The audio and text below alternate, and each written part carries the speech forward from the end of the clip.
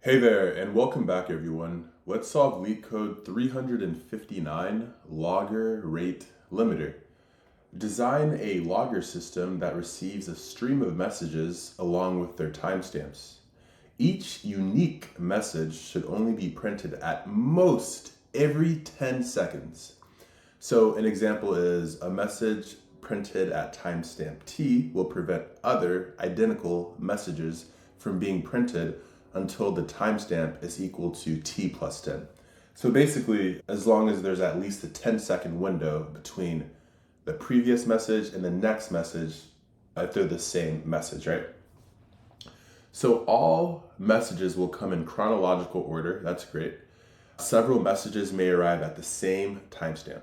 So implement the logger class, which initializes the logger object, and then it has a method that returns a Boolean true or false called shouldPrintMessage, which takes in a data type integer, which is a timestamp, and a data type string, which is a message. And it returns true if the message should be printed in the given timestamp, otherwise returns false. So I want to take this to the drawing board so I can explain these examples here. But as you can see here, we return true because foo doesn't exist yet. And let's see what else we have. We return true here because bar doesn't exist. We return false here because look at the timestamp 3 and the previous foo call was 1. Notice how there's a 2-second interval between them, and that's not greater than or equal to 10. So we return false. And we return false for bar as well because the last time we called bar was at timestamp 2, and this current timestamp of 8 only gives us a 6-second difference, right? So that's false. And then over here, we return false as well because we're getting closer, but 10 and 1, because the last time we called foo was at timestamp 1, right? That difference is 9, so that won't work. Okay, so when we call it here though, timestamp 11 with the message foo, we return true because 11 minus 1 gives us 10, and the seconds, that's at least 10 seconds, okay? Just following the instructions. So let's go to the drawing board so we can better understand this. So over here, what we're gonna use is, we're gonna use a hash map. But the naming convention I'm going to use is, I'll say a Redis hash, okay? And I want you, if you're not familiar with what Redis is, so Redis here, I want you to Google that because it's good to know the big picture before you solve this question because this is what it's based off of, okay? Yeah, because Redis is it's a good software to use for rate limiting, right? So let me explain what the approach is. So we're going to use this hash map here, right? And we're going to do the first step. So we're going to return true because foo doesn't even exist. It doesn't even exist inside of our hash map. So we're going to put it in the hash map and we're going to assign its timestamp and return true. Then we get to the second example, same case, bar doesn't exist. So we add it with its timestamp 2. Get to the next example. We return false because foo does exist inside the hash map. And what's the difference between this current call, this timestamp, and the last tracked timestamp is foo? Well, the difference is 2, and that's not equal to at least 10. So we return false, and we don't do anything else. We go to the next case, same logic. Bar was last called here with a timestamp of 2. So 8 minus 2 gives us 6, and that's not greater than or equal to 10, so we return false. We don't do anything. Oh, sorry, I already wrote it there. So this time we are with foo with timestamp 10, and notice how foo's already been tracked, right? It's right here with a timestamp of 1. 10 minus 1 gives us 9, and that's not greater than or equal to 10, right? So we don't do anything else there. We move on to the last shouldPrintMessage call. And foo is in their hash map, right? So these match. What's the difference between the current timestamp and the last called timestamp? It's 10. So we return true. And that's it. That's the approach, okay. This time when I draw out the function, I'm gonna be using object-oriented programming because we wanna keep track of the state, right? This Redis hash, sorry. We want this to be persistent, to always keep track of the message, the timestamp, and so forth, right? At each print message call, right? So I'll be using object-oriented programming so I can store the state, okay, as an instance variable. So let me go ahead and draw this out here. So I'll say, so we need a class, so class logger, okay? And it's gonna have an instance variable. So let me initialize it first, so define, and it is just short for initialize, right? And self, okay. Now I say self dot Redis hash is equal to this empty hash map when you start off. Okay, and yeah, so now let me go ahead and create this method. So I'll say define print message. And remember what it takes in, right? It takes in a timestamp, okay? And it takes in a message, right? Okay, that's good.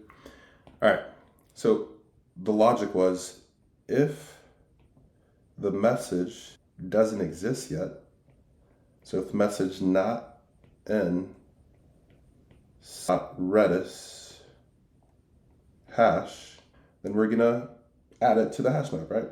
So we say self Redis hash of that message is equal to the timestamp, right? That is when that message was called. Okay, all right, let's move. Oh, and then we have to return true, right? Because we can print the message if it's never been tracked yet, right? So we can't, it hasn't been rate limited, okay? So we return true. Oh, I put message, we return true, sorry. So return true. All right, great. So what if it is in the hash map though, all right? So if it is in the hash map, then we need to check, is the timestamp that is currently being called, compare that to the previous timestamp of when we called that message, okay? And I'll make this a little bit smaller.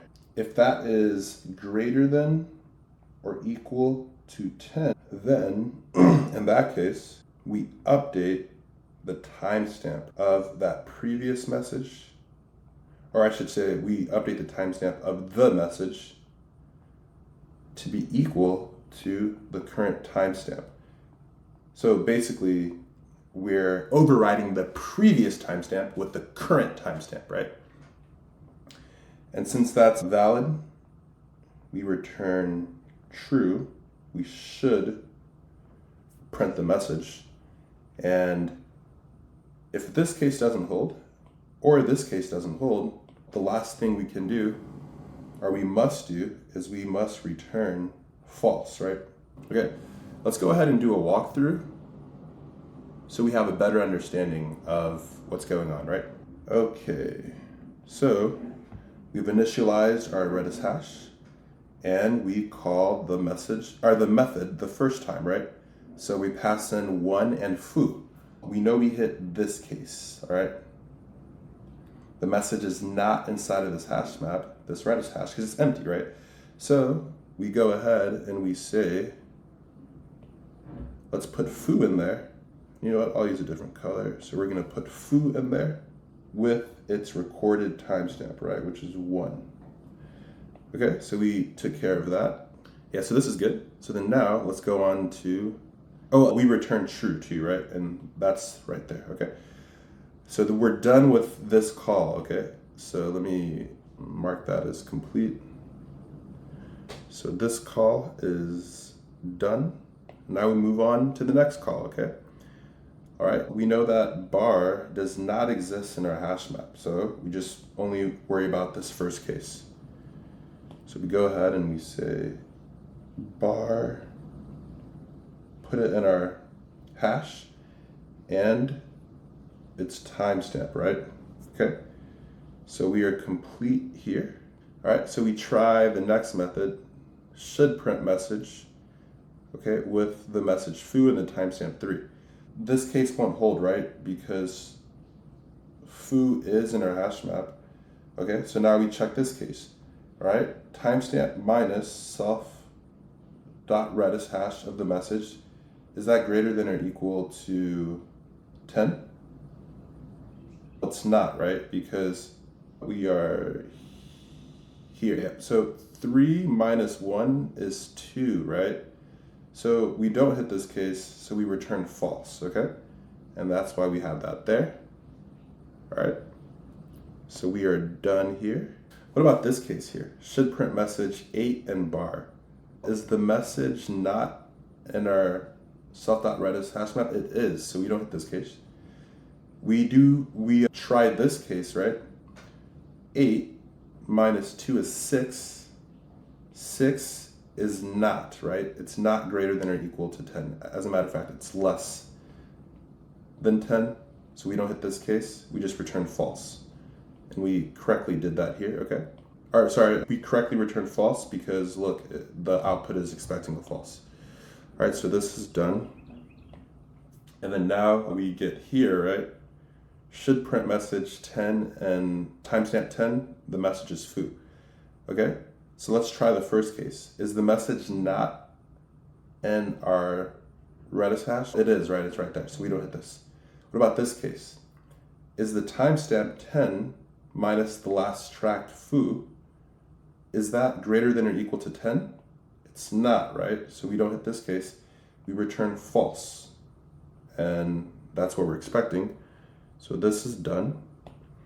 And then now we are at our last shouldPrintMessage. Okay, so is this message not in the self.redis hash? It is, okay? So we don't do this case. What about this case here? Is the timestamp minus the message that was last tracked in our hash map, is it greater than or equal to 10? Okay, 11 is the timestamp minus the last tracked timestamp of that message foo. 11 minus 1 is 10. Oh, so it is greater than or equal to 10, right? So we return true, and that is what we expect here. So let me, and we have to update the timestamp. I almost forgot about that. So this now becomes an 11, right? Because the next time we call foo, we need to compare its timestamp with the last time we called it. And that means we are done here. Okay, that's the solution. Let's head on over to LeetCode and let's code this out, okay? All right, so let's call the instance variable self.hash, okay? And the reason why is because when you think of rate limiters, one of the most common used software is Redis. So that's why I'll use that naming convention, okay? So if the message is not in our Redis hash, okay, if that's the case, then we're gonna go ahead and set that message equal to the timestamp at which the method was called, right? And then we return true, okay, because it hasn't been rate limited, okay? All right, but if that message does exist in our hash map, in our Redis hash map, then let's check the timestamp, okay? Let's check current timestamp of the message being called now and the last time we called the message, right? And if it's greater than or equal to 10, then we are not gonna get rate limited, okay? So we're gonna update the timestamp of the message to be equal to the current timestamp that's being called now when we call the method, and then we return true, right? Because we're not being rate limited. Otherwise, we return false, okay? We are being rate limited, okay? These conditions do not hold, okay? Okay, so let me go ahead and test out these original test cases. They pass, and let's submit this, and we have a working solution. Let's go on over to the drawing board though, so we can discuss the time and the space. So the time complexity here is equal to big O of n, where n, actually no, oh shit. Okay, so the time complexity is equal to big O of 1, okay? It's constant, right? Because whenever you do these operations on a dictionary, looking up in a dictionary, assigning a key to a value in a dictionary, those are all constant time operations, right? And if you need to understand why, go back to my design hash map video so you understand why dictionary hash maps in Python are O of 1 on average, right? Okay, the space is equal to big O of n, where n is the size of all the incoming messages, right? Because look at this hash map that we're going to build, and assuming that all the incoming message calls are valid, then it's going to be the size. This hash map is going to be the size of all the calls, right? O of n, okay? All right, wonderful. Whatever platform you're on, like, comment, subscribe, follow, and I'll catch you in the next one.